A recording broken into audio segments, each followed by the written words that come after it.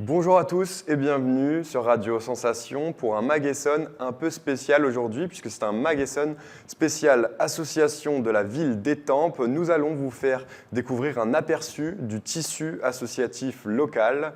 Pour défendre les droits de l'homme comme la liberté d'expression, par exemple, il y a Amnesty International. L'association a une section locale à Étampes. Bonjour, je m'appelle J.M. Dridi. Je suis responsable de groupe chez Amnesty International. On est basé à Étampes et donc du coup le groupe existe depuis quelques années, mais l'association a été créée en 1961, en tout cas la partie française, et en 1951 dans le monde entier. Amnesty défend tout simplement les droits humains dans toute la planète, dans tous les pays du monde. On existe dans beaucoup de pays, alors j'ai pas le nombre exact, en fait on a plusieurs sections dans le monde entier et on défend les droits humains, surtout la liberté d'expression et pour l'abolition de la peine de mort. Pour les fans d'aviation, je vous invite à découvrir les Coucous d'Étampes, un club qui vous fera découvrir l'aéromodélisme. En quelques mots, c'est un club d'aéromodélisme. Donc c'est un moyen simple et d'apprentissage de l'aviation. Donc ça se passe sur le terrain d'Étampes. C'est un loisir en extérieur. C'est un club donc il y a une centaine de passionnés. Ça permet de les jouer du pilotage. On a une association où il y a des compétitions locales où chaque année, il y a des meetings.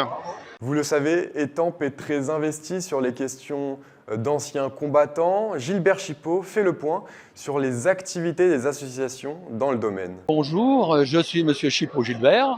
Je suis président des Croix de guerre et valeurs militaires de l'Essonne. Et en supplément, je suis le président du comité d'entente des anciens combattants d'Étampes. Nos associations au quotidien, toutes les journées patriotiques, nous y adhérons. En plus, nous avons tous les départs de nos copains qui sont morts pour la France et qui sont anciens combattants. Nous assistons à leurs obsèques.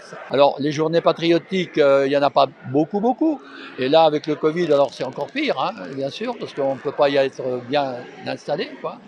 Mais autrement, ça. Et puis, on essaye de rencontrer les jeunes dans les écoles aussi pour leur dire justement pour faire valoir le devoir de mémoire, parce que si on n'a pas de la jeunesse pour nous remplacer, parce que nous sommes des anciens, donc d'anciens veut dire avec un grand âge, donc nous sommes obligés de recruter, et on le fait avec grâce pour qu'il y ait une continuité après notre départ. Si vous souhaitez découvrir la boxe, il y a Boxe Étampes, les informations avec Stéphane, adhérent du club. Alors moi je suis Stéphane, et au sein du club de boxe je suis un adhérent.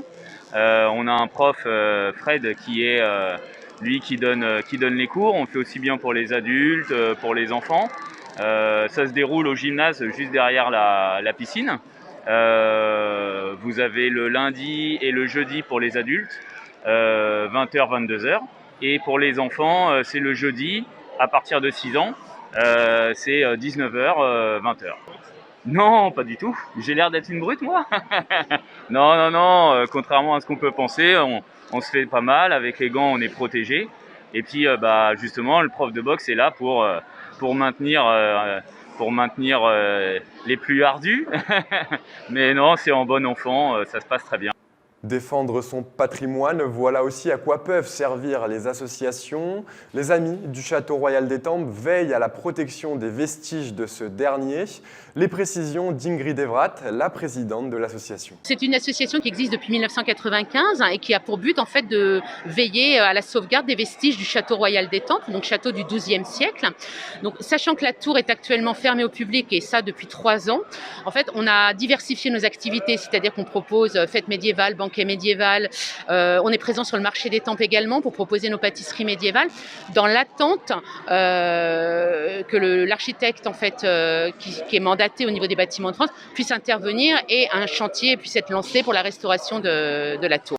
Si vous aimez les reptiles, vous allez adorer l'association SOS Petites Bêtes. Sa vocation, sensibiliser et sauver les reptiles. Son fondateur, Abel Jedon, nous explique pourquoi il a créé cette association. Donc cette Junior Association, c'est une association pour les 11-20 ans. Je l'ai créée quand j'avais 12 ans parce que donc à l'époque j'étais déjà membre du club jeune de la SPA à Chamarande et je me suis rendu compte que dans les SPA ils ne récupèrent pas ce genre d'animaux, ils s'occupent que des chats, chiens et rongeurs, et donc je me suis dit qu'il fallait faire quelque chose pour eux. Clairement il y a beaucoup trop de gens qui en ont peur alors que c'est des animaux super intéressants tout autant que les autres. Voilà, il y a beaucoup d'a priori, surtout sur les serpents, hein, que c'est des animaux féroces qui attaquent, qui sont venimeux. En réalité, la majorité des espèces de serpents ne sont pas venimeuses et même les venimeuses ne sont pas forcément agressifs. Et si on sait agir en fonction de leur comportement, il n'y a aucun risque. Et c'est des animaux qui sont au contraire assez placides et plutôt calmes pour la plupart. Et donc les pompiers retrouvent souvent des animaux en fait quand ils sont abandonnés ou qui s'échappent. Ils peuvent les retrouver chez des gens ou dans la nature. Donc dans ces cas-là, ils pourront nous apporter des animaux que nous on va ensuite replacer dans des familles. Et sinon, nous, ils ont adopté déjà des animaux chez nous pour faire leur formation parce qu'ils forment les pompiers, les gendarmes de toute la France pour savoir agir s'ils se trouvent face à un serpent. Représenter les parents d'élèves des petits étampois dans les écoles, voilà la mission d'Alper. Les précisions avec la présidente. Donc Alper, c'est une association de parents d'élèves de la région d'Étampes, une association laïque qui permet aux représentants des parents d'élèves de suivre la scolarité de leurs enfants et la vie dans l'école. Donc on participe aux différentes réunions de l'école, à savoir les conseils d'école pour les écoles primaires et maternelles, et pour les différentes commissions, donc les conseils d'administration et les diverses commissions qu'il y a dans les collèges et les lycées. Et on fait partie aussi du conseil de classe qui permet donc de suivre la scolarité de nos enfants. À Alper, on a aussi pour but de promouvoir un peu l'association et de faire vivre cette association. Donc on essaye de faire une braderie en fin d'année, vers le mois d'octobre, pour demander aux enfants de vider leur chambre en vue de Noël et y vendre leurs jouets et pour pouvoir en racheter derrière. Les associations ont pour objectif aussi de nous faire découvrir de nouvelles cultures, comme par exemple l'association culturelle franco-sénégalaise. Isabelle, la secrétaire de l'association, nous la présente. C'est une association qui existe depuis 2008 et qui propose des cours de danse et de percussion. Et puis en complément des cours, on fait également des animations, des soirées, des animations d'événements sportifs ou d'événements culturels. On organise des festivals et des spectacles. Et puis également ponctuellement des voyages interculturels. Mais en tout cas, déjà, on prône la mixité culturelle et on estime que c'est une grande richesse de partager nos cultures. Et alors en plus, pour l'avoir expérimenté moi-même, le djembé, les percussions et la danse africaine sont un moyen de rencontre, un moyen de se détendre, de vivre des moments extrêmement sympathiques, conviviaux et qui créent des liens sociaux entre les personnes, au-delà de la musique qui est déjà en soi très très intéressante et enrichissante. Depuis très longtemps, Étampes possède son club de pigeons voyageurs. Mais comment a-t-il été créé? Jacques Bailly, le président du courrier aérien d'Étampes, nous explique comment le club a vu le jour en 1913. Des personnes qui étaient très amies et qui aimaient bien sûr les bêtes, qui aimaient les oiseaux particulièrement, et qui habitaient le même quartier, le quartier Saint-Martin d'Étampes. Et ils ont décidé à cette époque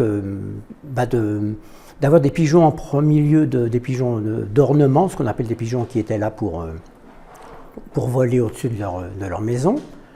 Et puis, sachant par ailleurs qu'il y avait une fédération colombophile, comme vous l'avez cité en préambule, ils ont créé cette association qui a pris de l'ampleur, mais qui n'a pas duré bien sûr très longtemps, du fait que c'était en 1913. En 1914, les pigeons de ces colombophiles ont été repris par les gendarmeries de la Seine-et-Oise à l'époque. Voilà, et puis pendant la période de guerre, pendant les 4 ans de 14-18, ils n'ont pas pu faire de compétition, mais leurs pigeons étaient entreposés dans des volières où ils ont pu les récupérer à la fin de la guerre. Et à partir de 1919, ils ont pu faire des compétitions, ce qu'on appelle les concours.